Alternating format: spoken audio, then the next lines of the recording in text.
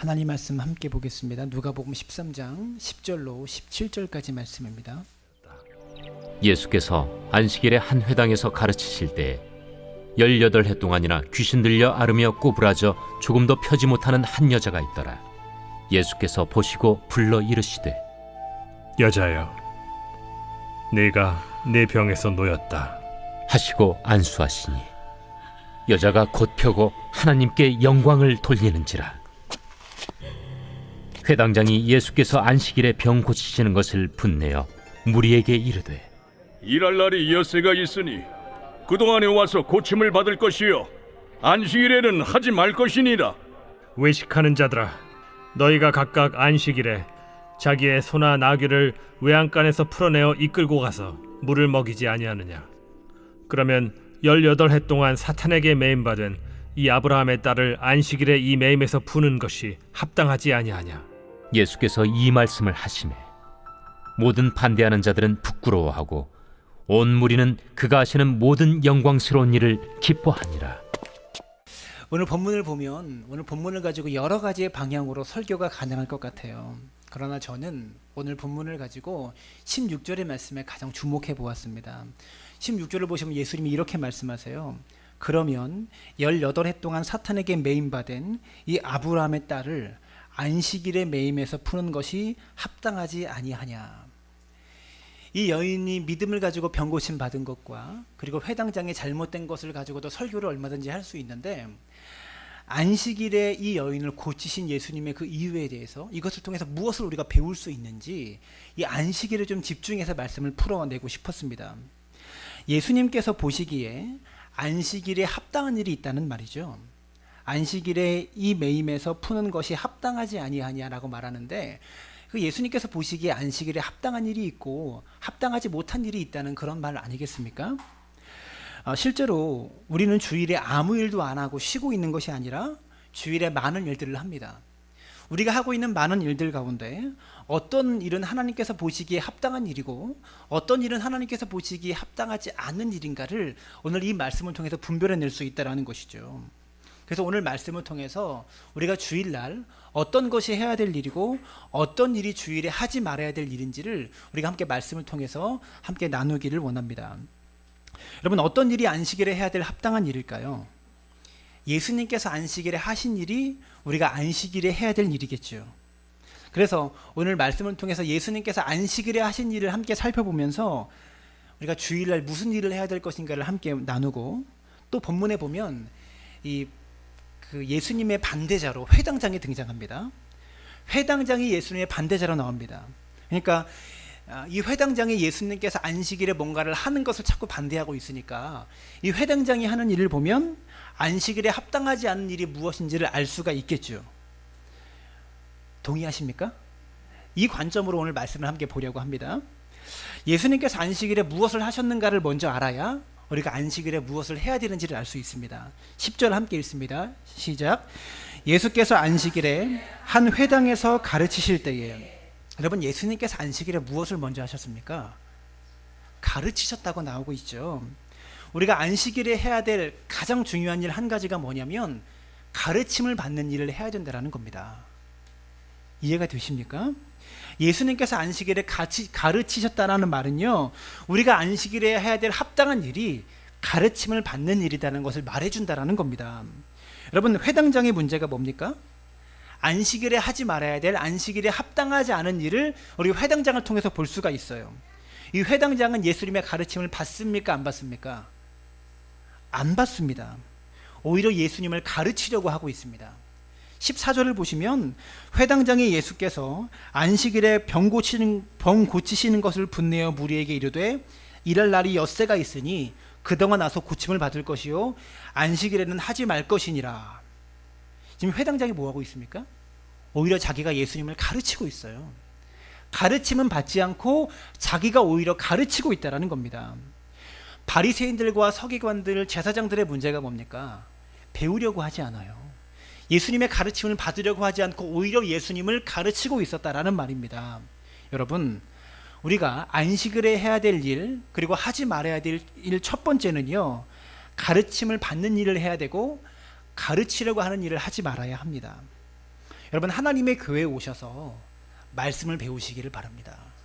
이것이 안식일에 우리가 해야 될 가장 중요한 일입니다. 가르치지 마세요. 교회가 이래야 된다 저래야 된다, 그게 바로 회당장 노릇한다라는 겁니다. 여러분, 주일에 교회에서 무슨 일이 가장 먼저 행해져야 합니까? 하나님에 대하여 우리가 가르침 받는 일, 하나님에 대해서 배우는 일이 안식일에 해야 될 가장 중요한 일이라는 것이죠. 교회는 하나님에 대해 배우는 곳입니다. 세상 어디에서도 들을 수 없는 하나님의 말씀에 대해서 배우는 것이 바로 교회가 되어야 한다는 겁니다. 찬양은 열심히 하는데 설교 시간만 되면 주무시는 분들이 계십니다. 그렇다면 그분은 안식일에 해야 될 가장 중요한 일을 놓치면서 안식일을 보내고 있는 거예요. 안식일을 보낸 것이 아니죠. 그렇다면 여러분, 그리고 이 말씀을 좀 확장해서 우리에게 적용하면 이런 적용이 가능할 것 같습니다. 교회 선택의 기준이 있다면 무엇이 있을까요? 오늘 본문을 근거로 한 가지만은 확실하게 말할 수 있을 것 같습니다. 하나님의 말씀을 배울 수 있는 곳으로 가십시오. 그것이 교회 선택의 가장 중요한 기준일 것 같아요. 오늘 말씀을 근거로 목회자가 말씀을 전할 때 펜을 들고 좀 적어보세요. 우리 교회 주보에는 적을 공간이 많잖아요. 펜을 가지고 좀 적어보세요. 하나님의 말씀을 배울 수 있는 곳에서 신앙생활을 하셔야 합니다. 여러분, 교회 쉽게 선택하지 마십시오. 아무 데서나 가서 예배 드린다고 되는 것이 아닙니다. 심지어 어떤 분들은 아이들에게, 자녀들에게 교회 선택권을 맡기시는 부모들이 있어요. 우리 애들이 좋아하는 교회 가겠다, 애들이 즐거워하는 교회 가겠다. 근데 그렇게 하지 마세요. 그게 좋은 게 아닙니다. 그럼 애들이 교회 옮기면 저기가 더 재밌다고 하면 애들 따라 교회 옮겨야 됩니까? 그것이 아니라는 겁니다. 하나님의 말씀을 배울 수 있는 곳에 여러분의 영혼을 맡기셔야 되는 거예요. 또 어떤 분은 봉사할 곳을 찾아서 교회를 찾아다니는 분들 계셔요. 작은 교회는 봉사할 일꾼이 적으니까 내가 작은 교회 가서, 우리 교회 같은 작은 교회 가서 열심히 봉사하겠다, 그러한 마음으로 교회를 찾는 분이 계시다라는 겁니다. 여러분, 안식일에 일하러 교회 나오지 마세요. 교회는 일하러 오는 곳, 봉사하러 오는 곳이 아닙니다. 봉사는 매우 귀한 겁니다. 그러나 말씀을 배우지 못하면 여러분이 봉사하는 것이 봉사가 되지 않아요. 고역이 됩니다. 왜요? 기쁨이 사라지기 때문에 그래요. 하나님의 말씀을 배우지 못하면서 교회에서 열심히 헌신하면 여러분의 헌신이 헌신짝 취급받습니다. 그렇게 느껴진다는 거예요. 교회에서 그 헌신을 귀하게 여기지 않는다는 게 아니라 말씀 배우지 못하고 아무리 헌신해도 내가 하는 헌신이 헌신짝으로 여겨진다는 겁니다. 그렇게 내가 느낀다는 겁니다. 성경 어디에도 예수님은 봉사자를 부르시지 않았어요. 예수님은 예배자를 부르셨습니다. 신령과 진정으로 예배하는 자를 찾으신다고 말씀하셨습니다. 마리아와 마르다의 이야기의 핵심이 무엇입니까? 예배하고 일하느냐, 아니면 일하다가 예배하지 못하느냐. 이것이 마리아와 마르다의 이야기의 핵심이다라는 겁니다. 하나님은요, 예배자를 찾으십니다. 그런데 참된 예배자는 사역자가 됩니다. 아시겠어요? 참되게 예배하는 자는 사역하는 사역자가 되는데요, 사역자가 반드시 예배자가 되는 것은 아닙니다. 사랑하는 여러분, 먼저 우리가 예배자가 돼야 돼요. 하나님 말씀에 배울 줄 알아야 된다는 겁니다. 이 배움이 없다면, 교회에서 이 배움이 없다면 여러분은 주일에, 안식일에 해야 될 가장 중요한 일을 놓치면서 안식일을 보낸 것이 된다는 것이죠. 저희 아내가 음대에서 피아노를 전공했습니다. 그래서 제가 그 세계를 조금 알아요. 여러분, 신학교에서 목회자들이, 신학생들이 제일 연애를 많이 하고 싶어하는 여학생들이 누군지 아세요? 음악 전공하거나 유아교육 전공하는 아내들을 가장 많이 찾아요. 근데 저는 음대 출신 아내를 얻었잖아요. 그래서 학교에서 공부를 해도 꼭 신대 건물하고 음대 건물하고 같은 건물을 주로 써요. 저희 학교도 그랬어요. 그래서 음대 건물이 2층과 3층에 있고 신학대 건물이 4층과 5층 이렇게 쓰고 6층까지 쓰고 있었는데, 꼭 그 신학생 남학생들이 계단을 내려가다 보면 음대 건물을 지나가잖아요. 계단을 밑에 층 쓰니까 꼭 그 벤치 앞에 앉아서 책을 읽기도 하고 막 그러고 있어요. 근데 여러분, 제가 그 세계를 조금 아는데, 이 사실을 알면서도 웃음으로 넘겼지만 제가 속으로 경악을 금치 못했던 일이 있었습니다. 음대 게시판에 보면 알바 광고가 딱 붙어 있어요. 음악을 전공하는 학생들이, 여러분, 그 교회 성가대 아르바이트 하는 것을 뭐라고 말하는지 아세요? 성가대 솔리스트 한다고 합니다. 한국 그 주일날 와서 부르고 얼마씩 페이를 받는 거예요. 반주자 봉사를 하면서 페이를 이렇게 받는 것을 말합니다. 그것을 솔리스트 봉사, 반주자 봉사 이렇게 말한다고 하는데, 그래서 음악하는 사람들의 전문 용어로 뭐라고 그러는지 아세요? 오브리를 뛴다 그래요. 들어보셨나요? 오브리 뛴다 그럽니다. 솔리스트 아르바이트 봉사, 피아노 반주자 아르바이트 봉사하는 것을 전문 용어로 그들만의 용어로 오브리 뛴다 그래요. 뭐 그럴 수 있다고 생각합니다. 자기가 가진 재능 가지고 그럴 수 있습니다. 그런데 이렇게 오브리를 뛰는 학생들이 한 교회만 오브리 뛰지 않아요. 어떻게 하냐면 2개 교회, 어떤 애들은 3개 교회, 이렇게 한 주 동안 4군데를 돌아가면서 오전 내내 아르바이트를 합니다. 세잖아요. 예배가 보통 1시에 끝나는데 아침 9시부터 시작해서 12시까지 뭐 한 달 동안 봉사하는데 10만 원, 20만 원 받으니까 주일날 3군데 뛰면 60만 원 버는 거 아니에요? 일주일에 4번 3시간 바짝 일하고. 괜찮은 아르바이트라는 겁니다. 그래서 애들이 너무 바빠요. 이 교회 가서 1부 예배 오브리를 뛰고, 그리고 다른 교회 가서 2부 예배 오브리를 뛰어야 되니까 목사님이 설교하는 시간에 급하게 나와서 허락받고 나와가지고 다른 교회 가서 또 봉사하는 거예요. 조용히 빠져나가는 겁니다. 그런 식으로 2-3 교회 정도 솔리스트 아르바이트를 한다고 합니다. 이 학생은요, 누구보다도 주일을 바쁘게 보냈을 겁니다. 누구보다도 자기가 열심히 주일날 봉사했을 겁니다. 그런데 안식일에 마땅히 해야 될 일, 하나님의 말씀을 배우는 일을 하지 않고 그렇게 주일을 보냈다라는 것이죠. 우리 교회는 주일날 이 부서 가서 봉사하고 저 부서 가서 봉사하고 끝나면 이 부서 가서 회의하고 또 끝나면 저 부서 가서 회의하고 이런 일이 없죠. 이럴 일이 없으니까 제가 보기에 우리 성도님들 전체적으로 전반적인 분위기가 교회에서 뭔가를 일하는 것보다 이렇게 예배 드리는 것에 뭔가 더 집중하시는 것 같아요. 봉사하는 것보다 이렇게 주일날 한 번 드려지는 예배에 좀 더 집중력이 있는 것 같습니다. 여러분, 말씀을 배우지 않으면서 봉사하지 마십시오. 주일은, 안식일은 가르침을 받는 날이고 말씀을 배우는 날이라는 것을 기억하셨으면 좋겠습니다. 오늘 말씀을 통해서 또 한 가지 알 수 있는 것은요, 주님께서 안식일에 어디서 가르치셨습니까? 한 회당에서 가르치셨다라는 겁니다. 주님은 구체적인 로컬 철치에서 가르치셨습니다. 지역 교회에서 가르치셨어요. 한 교회에서 가르치셨다고요. 여러분, 가나안 성도 되지 마십시오. 가나안 성도가 뭔지 아세요? 가나안을 거꾸로 하면 안 나가잖아요. 안 나가는 성도입니다. 종교란에 기독교라는 적는데 교회는 안 나가는 성도. 교회에서 상처받아서, 목사님에게 상처받아서 여러 가지 문제로 나는 종교는 기독교인인데 그렇다고 절에는 갈 수 없으니까 차라리 교회를 안 나가겠다. 그런 성도를 가나안 성도라고 부릅니다. 자기가 예수를 믿는데 교회에는 안 나가겠다라는 겁니다. 갈 만한 교회가 없어서, 들을 만한 설교가 없어서 무지하게 교만한 일이라고 말씀드리고 싶습니다. 한국교회의 가나안 교인들이 200만 명이 넘습니다. 참 문제입니다. 어떤 분들은 교회에 안 나가고 인터넷을 통해서 예배드리면 되지 않느냐 이렇게 말하는 사람들이 있어요. 근데 여러분, 예수님은 안식일에 회당에서 가르치셨습니다. 구체적인 장소에서 가르치셨습니다. 안식일에 사람들이 함께 모여있는 그 장소에서 가르치셨다라는 겁니다. 그럼 우리도 마땅히 회당에서, 교회에서 함께 모여있는 사람들과 함께 가르침을 받는 것이 마땅한 일이라는 것을 기억하셨으면 좋겠습니다. 교회에서 하나님 말씀을 배우시기를 부탁을 드립니다. 여러분, 여기서 질문입니다. 본문을 보면 안식일에 가르침을 받는 자가 있고 또 안식일에 가르치고 있는 사람이 있죠. 누가 안식일에 가르치는 자가 되어야 합니까? 얼핏 들으면 목사님 같죠? 목사가 안식일에 가르치는 자일 것 같습니다. 근데 목사는 가르치는 자이긴 한데 실제로 목사가 가르치는 자가 아닙니다. 왜냐하면 목사를 영어로 티처라고 부르지 않습니다.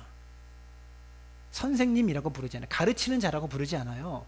목사를 영어로 프리처 혹은 메신저라고 부릅니다. 그렇게 말하는 이유가 있어요. 목사는 자기 지식이나 자신의 생각이나 자신의 가치관을 가르치는 사람이 아니기 때문에 그렇습니다. 목사의 1차적인 사명은 하나님의 말씀을 받아서 그 받은 말씀을 전하는 것이 목사의 사명입니다. 정확하게 말하면 안식일은, 주일은 하나님께서 여러분을 가르치시고 다만 앞에 서 있는 목사를 통로 삼으셔서 앞에 있는 목사를 도구 삼으셔서 여러분을 가르치실 뿐이다라는 겁니다.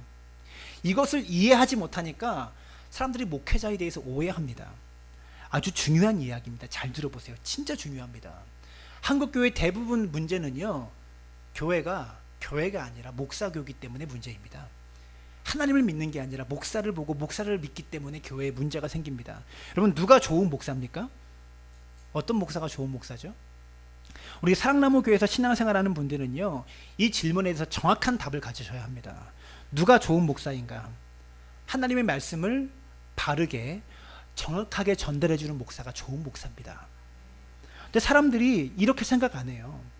많은 성도들이 목회자에 대해서 과도하고 비정상적인 기대감을 가지면서 신앙생활합니다. 이게 참 안타까워요. 많은 분들이 이상적인 목회자 상에 대해서 이런 사람을 꼽습니다. 성품이 좋은 목사, 따뜻한 목사. 이게 이상적인 목회자라고 생각합니다. 근데 여러분 잘 들으십시오. 자꾸만 목사에 대해서 그런 식으로 인식하니까 문제가 생기는 거예요. 목사에게 성인 군자를 기대하는 분이 계십니다.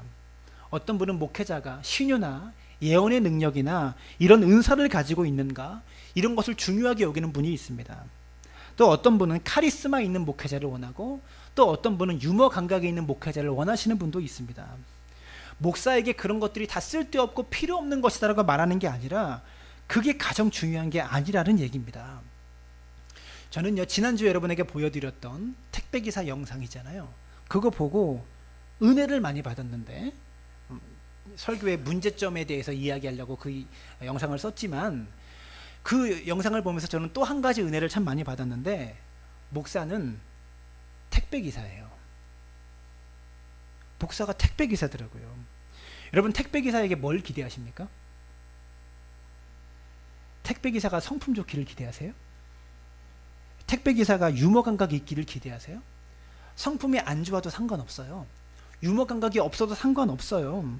택배기사에게 가장 중요한 것은 배달할 물건이 고장나지 않게, 배달할 물건이 상하지 않게 나에게 잘 전달해 주는가, 이게 가장 중요한 겁니다. 택배기사에게 유머 감각이 있으면 좋죠. 관계도 좋아지고. 택배기사가 성품이 좀 좋으면 좋죠. 관계도 좋아지고.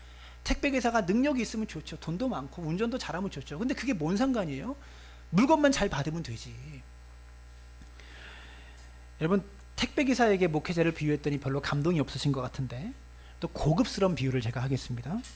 목사는 조선시대에 백성들에게 임금이 보낸 전령과 같은 사람입니다. 어사와 같은 사람입니다. 옛날에 임금이 전령에게 뭔가 내용을 담아서 전령에게 이것을 백성에게 전해라 라고 가서 전하면, 전령이 가서 왕의 어명이요 라고 외치면 백성들이 어떻게 합니까? 그 앞에 무릎 꿇고 엎드려요. 고개를 땅에 대고 엎드립니다. 그리고 무릎 꿇고 두렵고 떨림으로 그 전령의 말을 들어요.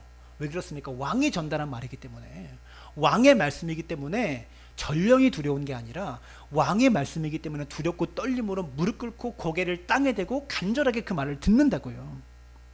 그 전령에게 감히 유머 감각을 기대해요? 그 전령에게 성품 있기를 기대해요? 그 전령에 카리스마 있어봤자 뭔 소용입니까? 그 전령이 전하는 메시지가 중요한 것이지, 전령이 무엇을 잘하건 어떤 능력이 있건 그건 아무 상관이 없습니다. 그 전령이 전한 말씀이 어미해서 그 말씀이 무거워서 전령 앞에 엎드리는 겁니다. 그리고 두렵고 떨림으로 그 말씀을 받았다라는 것이죠. 저는요, 오늘날 성도들이 목회자에게 기대해야 될 것이 무엇인가를 정확하게 알지 못하기 때문에 한국교회에 많은 문제가 생겼다고 생각합니다.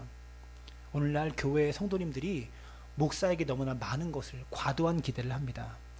교회에서 벌어지는 모든 갈등의 조절자가 되어주기를 바라고요, 가정에서 벌어지는 모든 문제의 상담자가 되어주기를 원해요. 내가 병들었을 때 기적적으로 치료해주는 의사와 같은 목사를 원하고요. 여러분, 그런 게 중요하지 않다는 것이 아니라, 근데 목사에게 진짜 기대할 것이 무엇인지, 내가 목회자에게 바라야 될 가장 중요한 것이 무엇인지를 제대로 점검하지 않으면 계속해서 목사에게 이상한 기대를 하고 그 이상한 기대 때문에 실망하게 된다고요. 성도들이, 여러분이 목사에게 기대해야 될 가장 중요한 것은 제발 택배기사처럼 말씀이 상하지 않게, 말씀이 찌그러지지 않게, 하나님 말씀이 고장나지 않게 말씀 받은 그대로 잘 전달해 주십시오. 이것을 가장 원해야 된다는 것이죠. 근데 성도들이 목회자에게 너무나 많은 것을 요구하니까 목사가 다른 것에 한눈 팔게 돼요. 성도들의 심리를 알아야 한다고 심리학을 공부하고요. 성도들을 상담해야 된다고 상담 잘해주는 그런 목회자를, 따뜻한 목사를 원하니까 상담학을 공부하고요. 리더십이 있고 카리스마 있는 목회자를 성도들이 원하다 보니까 리더십을 공부한다고 리더십 세미나 들으러 다녀요.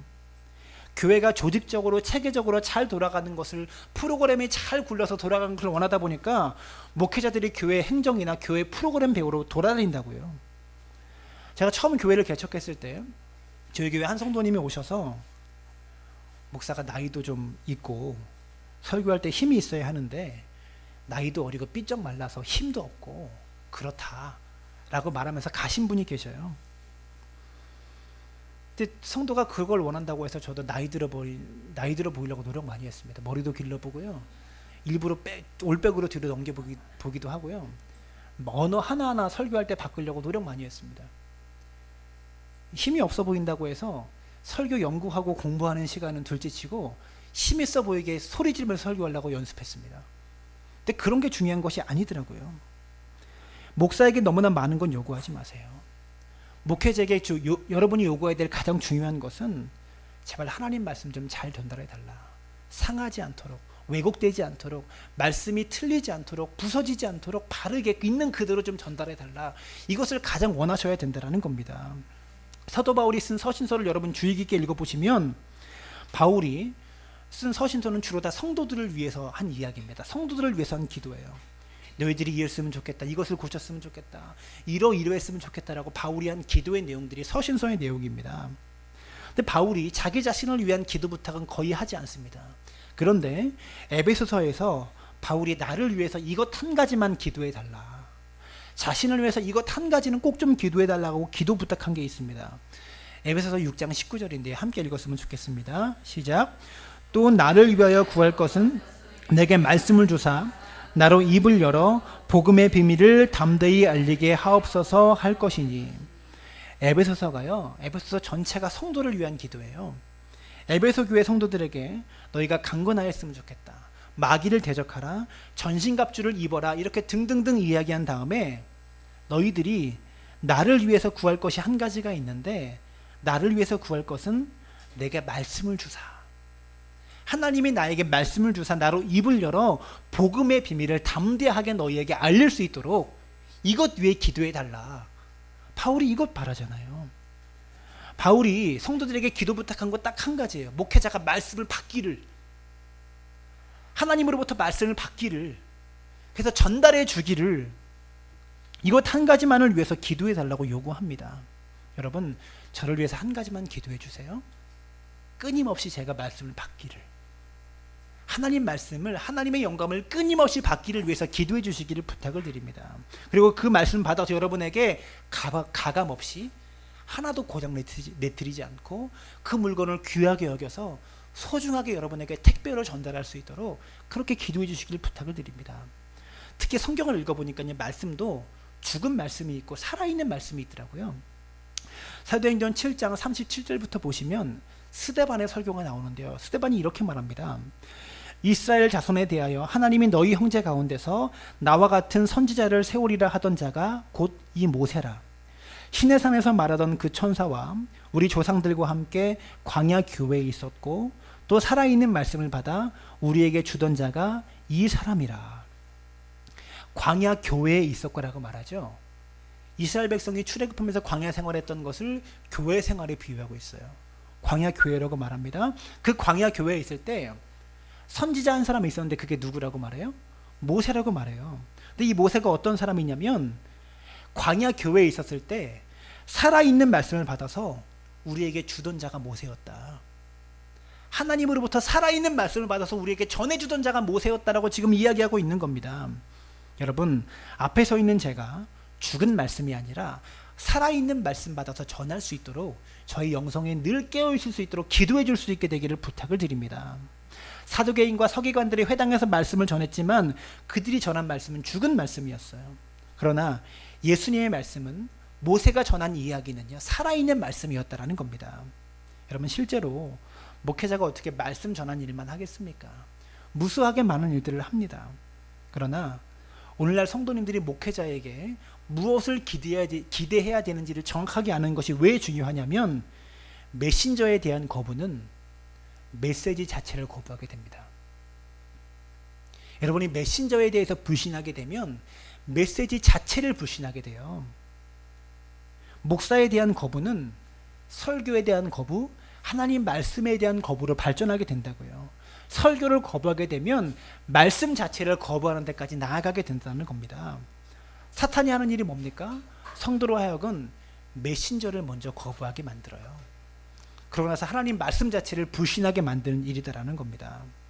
오늘 본문에 회당장과 바리새인, 서기관들, 오늘 본문에 나오는 회당장과 성경 곳곳에 나오는 바리새인들과 서기관들이 예수님의 설교를 받아들였습니까? 안 받아들였습니까? 전혀 받지를 않아요. 여러분, 이런 자리에 예수님께서 오셔서 설교한다고 한번 생각해 보세요. 예수님 오셔서 설교하면 여러분 다 변화될 것 같죠? 엄청난 역사가 일어날 것 같죠? 은혜 받고 난리 날 것 같죠? 여러분, 그런데요, 아니에요. 여러분이 메신저를 먼저 받아들인 다음에 메시지를 받아들이는 거예요. 바리새인과 서기관들, 회당장 이 사람들은요, 메신저인 예수님 자체를 받아들이지 않고 있어요. 예수님 메시지가 들리지 않는 겁니다. 여러분이 마음으로 메신저를 거부하면 메시지 자체가 안 들어오게 되어 있다라고요. 여러분, 사탄이 성도를 어떻게 공격하는가를 아셔야 됩니다. 사탄이 메신저를 거부하게 만들어요. 그리고 다음에 메시지를 거부하게 만듭니다. 성경은 씨가 중요하다고 말하지 않아요. 밭이 중요하다고 말합니다. 씨는 하나님 말씀이고 밭은 여러분의 심령을 말하는 겁니다. 제 말이 아니라 예수님의 말씀입니다. 예수님께서 그 말씀을 왜 하셨겠어요? 주옥 같은 말씀의 씨가 밭에 떨어지는데 그 말씀을 거부하는 자들이 있어요. 돌밭 같아서, 길가밭 같이 딱딱해서 말씀을 거부하는 자들이 있다고요. 말씀이 들어가지 않습니다. 예수님께서 말씀하셔도 마음이 딱딱한, 심령이 딱딱한 바리새인과 서기관들에게 말씀이 안 들어가는데 저 같은 사람이라고 들어가겠습니까? 여러분, 안식일에 가르침을 받는 일을 우리가 해야 되는데 가르침 받기 전에 여러분이 해야 될 일이 있습니다. 마음의 밭을 기경하는 겁니다. 어린아이가처럼 어린아이같이 마음의 밭을 기경하는 일을 우리가 먼저 해야 된다는 겁니다. 여러분, 어린아이가 잘 배우잖아요. 그래서 성경은 돌이켜 어린아이와 같이 되라고 말씀하고 있는 겁니다. 여러분, 그러면 배우는 시간은 어떤 시간일까요? 말하는 시간에 배웁니까? 듣는 시간에 배웁니까? 듣는 시간은 배우는 시간이죠. 학교에서 수업 시간 대부분이 듣는 시간으로 이루어져 있습니다. 여러분, 안식일은요, 듣는 날입니다. 하나님 말씀을 안식일에 배우는데 귀를 쫑긋 세우고 들으셔야 돼요. 딴짓하거나 졸지 마시고요, 귀를 쫑긋 세우고 들으셔야 된다고요. 안식일에 여러분이 하지 말아야 될 일이 있는데 말을 많이 하지 마셔야 됩니다. 그 전에 메시지와 메신저 얘기할 때 이 얘기를 빼먹고 넘어간 것 같아요.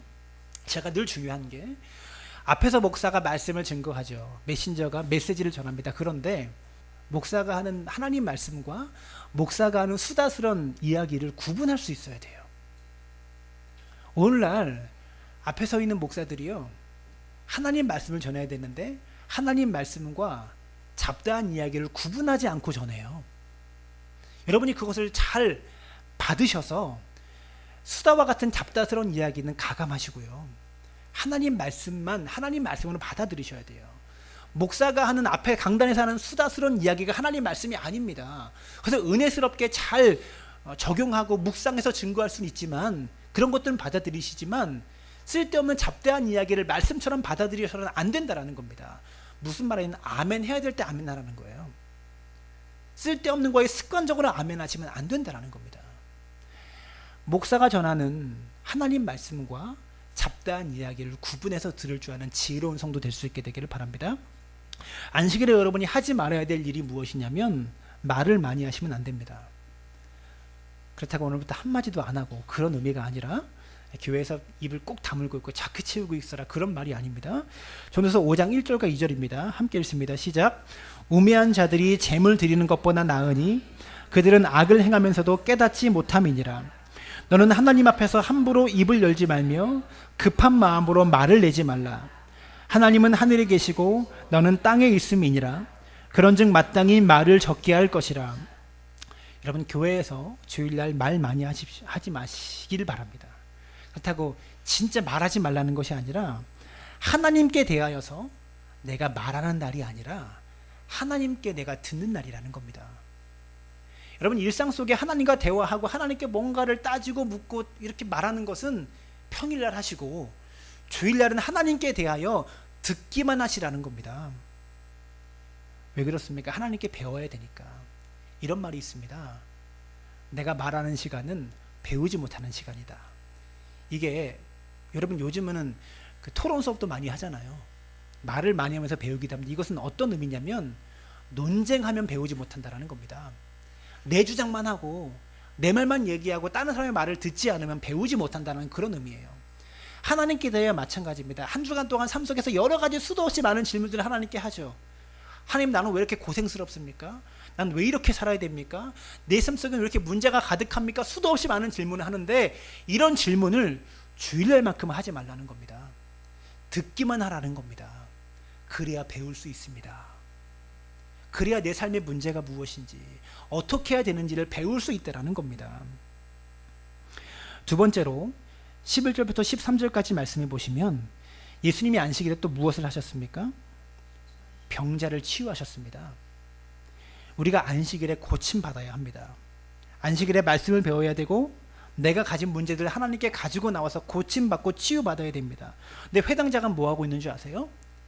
자기가 고치려고 합니다. 여러분, 안식일에 해야 될 일과 하지 말아야 될 일, 두 번째로 고침받아야 되고 고치려고 하지 말아야 합니다. 13절에서 저를 주목시킨 단어가 있어요. 13절에 보시면 곧펴고라는 단어입니다. 여러분, 11절에 보니까 18년간 허리가 굽어 있었던 여인이 안식일에 예수님께 나와서 예수님의 안수기도로 이 굽었던 허리가 18년 만에 펴진 이야기가 등장합니다. 근데 이 여인 말고 현장에 굽어 있는 사람이 한 명 더 있어요. 누구냐면 회당장입니다. 이 사람은 마음이 굽어 있습니다. 이 여인이 사탄에 매여 있다면 회당장은 전통에 매여 있고요, 관습에 매여 있는 사람입니다. 근데 눈에 보이지 않는 회당장의 병이 더 무서운 게, 이 여인은 18년 동안 이 병을 앓았다는 것을 알아요. 근데 이 회당장은요, 전통이라는 것, 관습이라는 것이 자신의 신앙을 언제부터 꼬부라지게 만들었는지를 전혀 알 수가 없다라는 겁니다. 이 여인의 병 상태는요, 이 여인을 보면 이 상태가 얼마나 중요한지를 알 수 있어요. 그러나 회당장은 겉으로 봐서 이 병이 얼마나 중요한지를 몰라요. 영적으로 굽어있는 병이 훨씬 무섭습니다. 여러분, 전통과 관습이라는 것이 얼마나 무서운 건지 아세요? 우리의 신앙을 왜곡시키고요, 우리의 신앙의 본질을 다른 곳으로 흐리게 만들어버린다는 겁니다. 18년간 사탄에게 허리가 붙잡혀서 굽어있는 이 여인도 불쌍하지만, 대체 몇 년일지도 모르는 전통과 관습에 얽매여서 신앙이 굽어있는 이 회당장이 진짜 불쌍한 영혼이라는 것을 우리가 알아야 된다는 것이죠. 그런데 이 회당장은 이 병을 치유받고 고침받지 못합니다. 자기가 굽어있으면서 대신에 남을 고치려고 합니다. 여러분, 우리는 안식일에 뭐합니까? 내 문제보다 남의 문제가 더 잘 보입니다. 저게 문제야, 저 사람은 저거 고쳐야 되는데, 저러면 안 되는데, 그런 거 고민하지 말고 대체 나는 얼마나 굽어 있을까? 얼마나 전통에 매여서 하나님을 똑바로 보지 못하고 있는 것일까? 대개 얼마나 내가 관습에 매여서 하나님을 제대로 섬기고 있지 못할까? 이것을 먼저 볼 수 있는 눈이 열려야 된다는 겁니다. 신앙이라는 것, 믿음이라는 것이 눈에 안 보여서 그렇지, 마음이 깨져 있고 전통과 관습에 매여서 신앙이 굽어 있는 영혼이 정말 많다라는 겁니다. 그 찬양 아시죠? 똑바로 보고 싶어요. 똑바로 보고 싶어요. 여러분, 우리가 너무나 굽어 있어서 똑바로 하나님을 보지 못하고 맨날 굽은 눈으로 하나님을 바라보고 있다는 것이죠. 세 번째, 안식일에 합당한 일 13절입니다. 안수하시니 여자가 곧 펴고 하나님께 영광을 돌리는지라. 17절을 또 보시면 하반전에 그가 하시는 모든 영광스러운 일을 기뻐하니라. 우리가 안식일에 해야 될 세 번째 일은요, 하나님께 영광 돌리는 일을 해야 합니다. 하나님을 기뻐하는 일을 해야 합니다. 근데 회당장을 보세요. 기뻐합니까, 안 합니까? 전혀 기뻐하지 않아요. 영광을 돌립니까? 안 돌립니까? 전혀 영광 돌리지 않아요. 이 회당장이 안식일에 한 일은 뭐냐? 분노합니다. 안식일에 화를 냅니다. 여러분, 안식일에 해야 될 일과 하지 말아야 할 일은 무엇인가? 세 번째로 기뻐하고 분노하지 말아야 합니다. 안식일은 기뻐하는 날이고요, 분노하지 말아야 할 날이라는 것이죠. 근데 안식일이 교회에 모여서 함께 싸우는 교회들이 있어요. 안식일을 제대로 보내는 것이 아닙니다.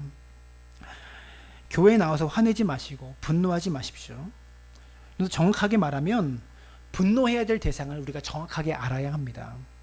회당장이 분노해야 될 대상은요, 18년간 이 여인을 사로잡고 있었던 사탄에 대하여 분노해야 되는데 사탄에게는 화를 안 내고 예수님께 화를 내고 있습니다. 여러분, 교회에서 절대로 분노하지 마시기 바랍니다. 지금 이 순간 회당장의 분노는요, 회당장의 분노함으로 사탄의 도구가 되고 있어요. 이게 슬프고도 무서운 일입니다. 성경 표현에 따르면 17절에 이 회당장은 예수님을 반대하는 자가 되었다라는 겁니다. 여러분, 예수님을 반대하는 자가 사탄이죠. 이 회당장은 사탄의 도구가 되고 있는 겁니다.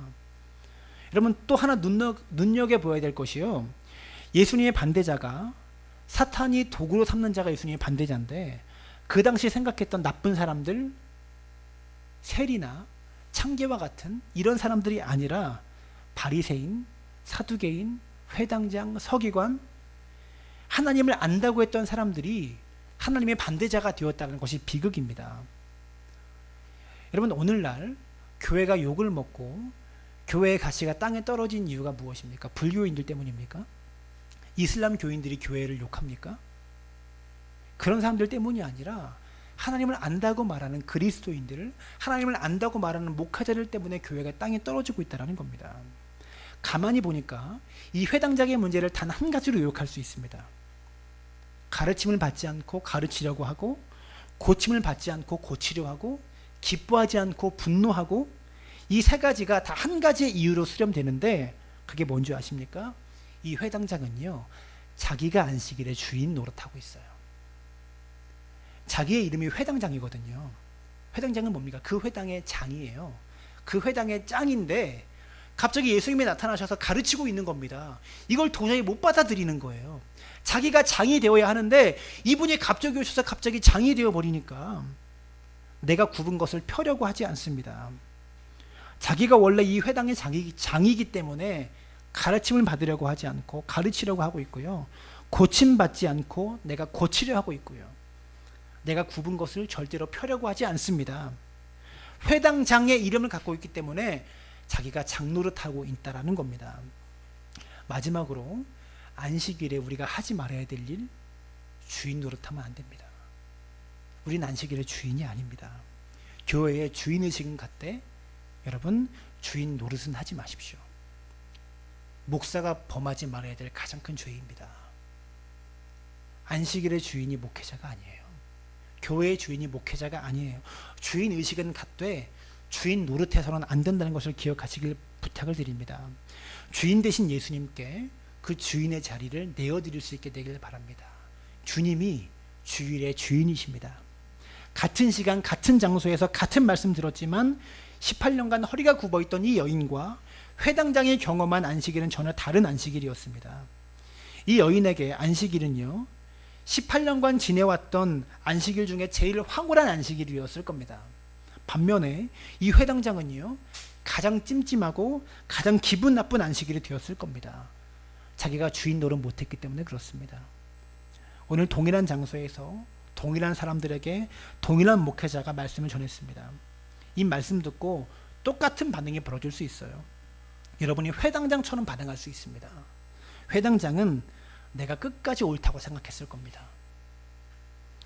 끝까지 내가 안식일에 합당한 일을 내가 했을 것이다, 내가 잘 가르쳤다라고 생각했을 겁니다. 그런데 우리가 회당장처럼 반응하지 않게 되기를 바랍니다. 그래서 하나님께서 받으시는 거룩한 주일을 보낼 수 있는 여러분들 되시기를 주님의 이름으로 축원합니다. 우리 함께 찬양합니다.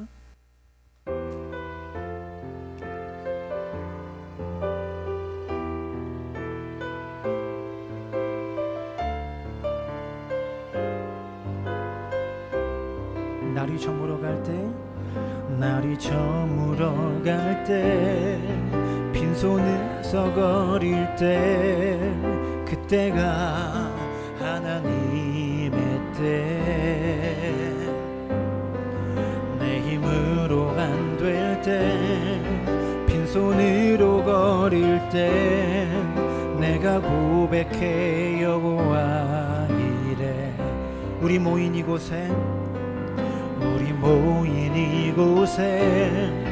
주님 함께 계시네 누리네 아버지 은혜